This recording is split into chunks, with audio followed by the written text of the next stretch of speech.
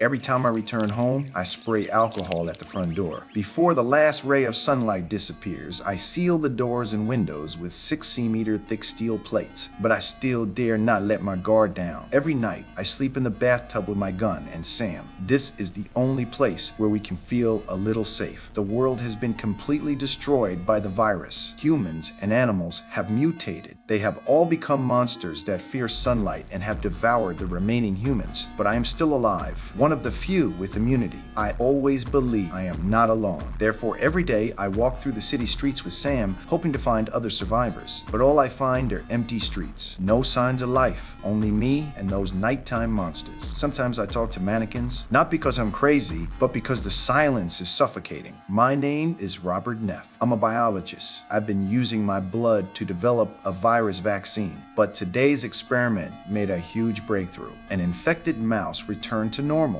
This discovery thrilled me, so I decided to proceed with the next phase of the experiment as soon as possible. I used my own blood as bait, quickly succeeded in capturing a female monster. The monsters that followed seemed to have a complex relationship with her. They seemed to be protecting her. Fortunately, the sunlight prevented them from getting close. I brought the monster to the lab and began human trials, but the vaccine had no effect. She began struggling and screaming like the other monsters. I had no choice but to inject her with a sedative and lock her in an isolation room, but I didn't realize this would bring me great disaster. The next day, I searched for survivors as usual, but I saw a strange scene. The mannequins in the store were standing in the middle of the street. I panicked because this was impossible. I instinctively pulled the trigger. The mannequins immediately fell to the ground, but it was too late because it was a trap.